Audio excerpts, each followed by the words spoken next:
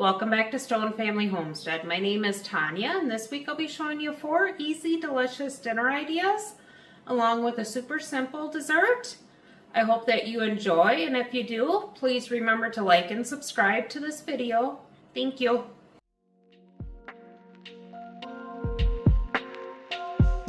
Tonight for dinner, I'm going to make a beef roast. Here are most of the ingredients that I'll be using. I might put a little butter in with it. And I've got a chuck roast.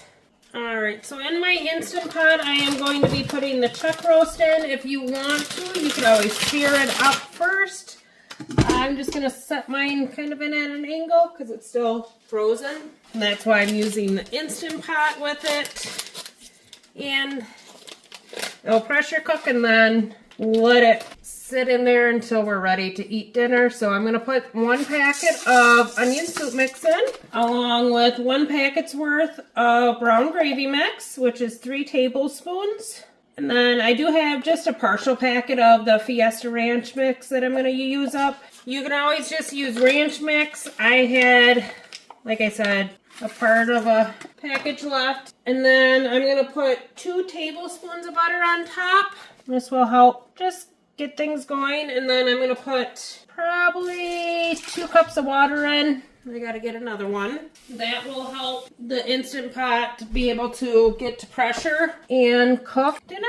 You could also, if you wanted, could have left the Fiesta Ranch mix out and just did the onion soup mix. Sometimes I've done it where just do onion, salt, pepper. Actually, I'm going to add a little bit of pepper to it.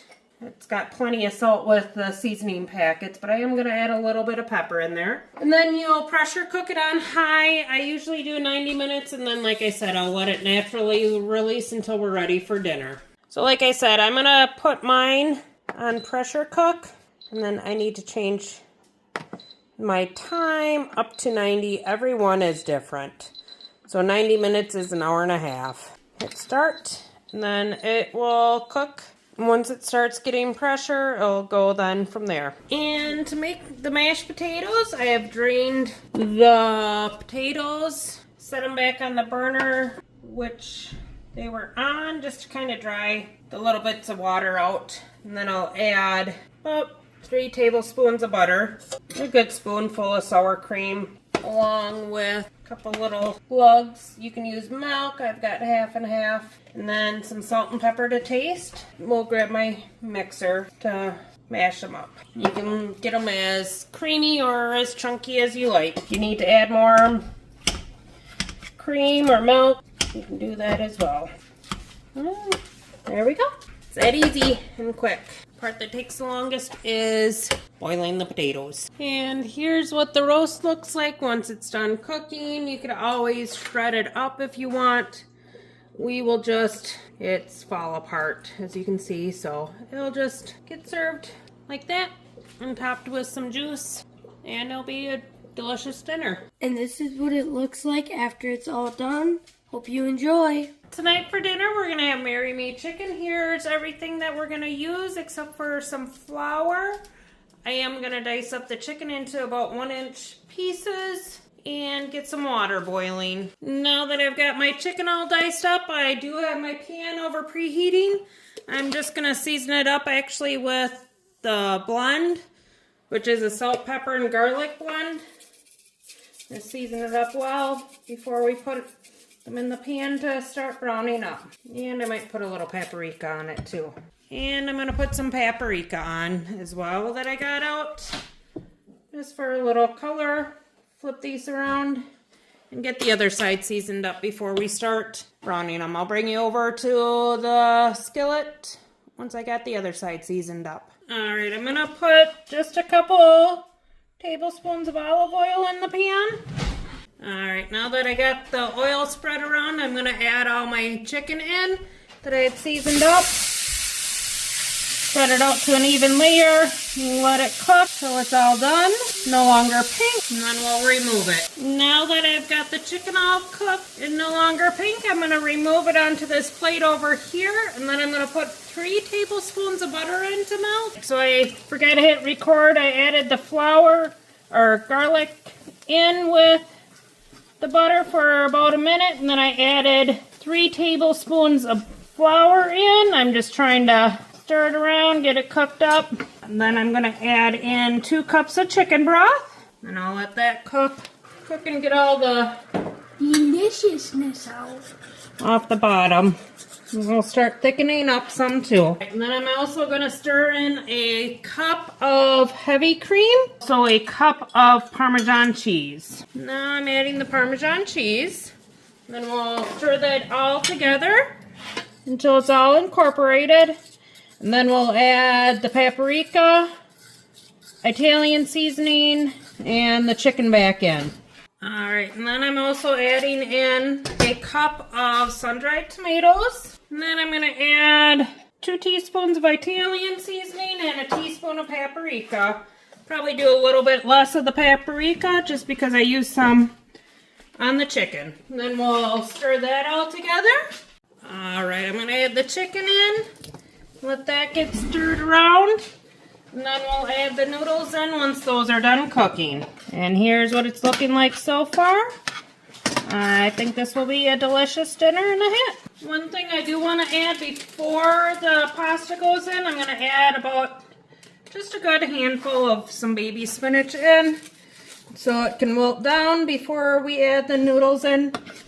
And this just add some good color and a little bit of vegetables in. Now that most of the spinach is wilted down, I'm going to add the noodles in and just stir it up, and then we'll serve it up. Just stir it around, get all the noodles coated.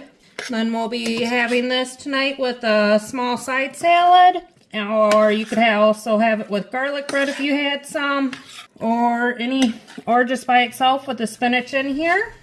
If you didn't add the spinach, you could always top it with some fresh basil also. Here's what it looks like once it's all done.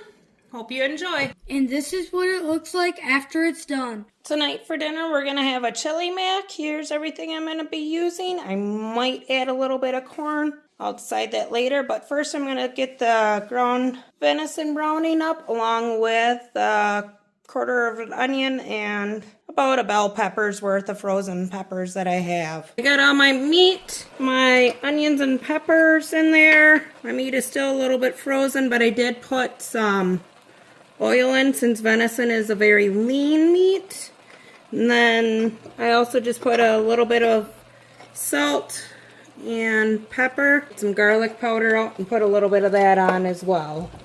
And then I'm just going to let it brown. Now that I got all the ground venison and that cooked up, this would be the time if you had used like a ground beef to drain off some of the extra grease that came, but most of the liquid that's in here is just the water from the peppers and that cooking. So next I'm going to add in the chili seasoning mix, stir that around, and then I'm going to add the campfire style Bush's Chili Magic. Great if you want to just make a quick chili. You just add that to a pound of burger and some tomatoes, and you could have a really super easy chili. I'm just going to add a little bit more, a little extra. And then I've got a quart of canned tomatoes. I'm probably going to add a little bit of water since I'm going to cook some noodles in here too. Thin it out a little bit, or you could add more tomatoes. But I'm going to let this cook for a little bit and come together. And also I had some leftover corn in the fridge that I'm going to add in. I know a lot of people don't like corn in their chili, but it just adds a little bit of sweetness in my opinion. Alright, I'm going to add actually about 2 cups of water in. That way it's got plenty of liquid. Let that come up to a boil, and then we'll add the noodles in. And now that I got it boiling, I'm going to add a cup of uncooked, about 2 cups of noodles in, and then I'll let them cook until they are completely done. And then we'll serve it up with some cheese and sour cream. The only thing I gotta warn you of is to make sure that you do stir frequently, otherwise it may start cooking on the bottom of your kettle. And this is what it looks like after it's done. It's kind of thinner. We're gonna have it with cheese and sour cream on it. This is how it looks at the end after it's done cooking and boiled. I hope you like it when you try it. Tonight for dinner, we're going to be having Salisbury steak with mashed potatoes and a vegetable.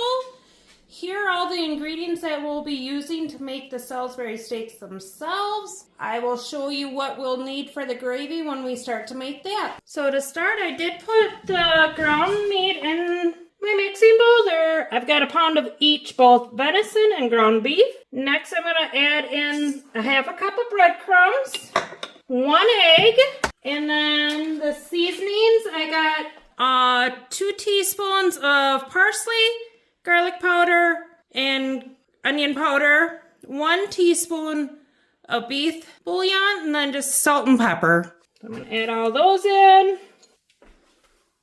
And here's what the mixture looks like once it's all mixed together. And I do have my pan preheating right next door so we can sear the patties. We'll make 6 to 8 patties. I'm going to work on that and I'll bring you back once we start searing them. Now that I got my skillet preheated and the patties all formed, I'm going to put them in the pan just to quickly sear, like I said, on each side.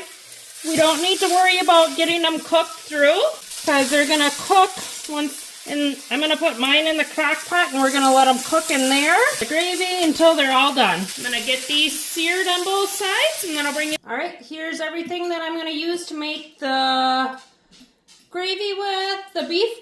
I don't have any beef broth, so I'm going to use some beef bouillon and water.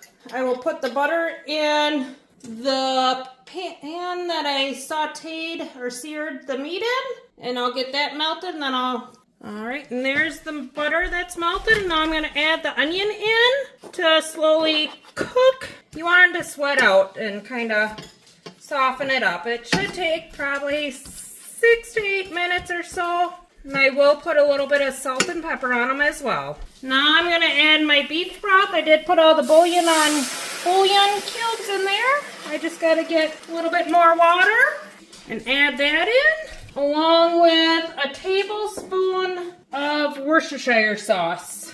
And 1 tablespoon is 1/4 of a 1/4 of a cup, or 1/2 of an 1/8 a cup. Then you just stir that around until it starts thickening up. And then I'm going to transfer this all into the crock pot. Make sure you're scraping the bottom of your pan to get all the bits off, and that will help get the gravy to start thickening up some too. Doesn't have to cook all the way in here though. And then if you wanted to do it stove top, once the gravy starts thickening up, that's when you would add your Salisbury steaks back in. I'm just going to cook this on high for a couple hours in my crock pot. Alright, and this is what it looks like once it's all stirred together. Like I said, if you wanted to do it stove top, you just nestle the Salisbury steak in there and let it simmer low for about 45 minutes.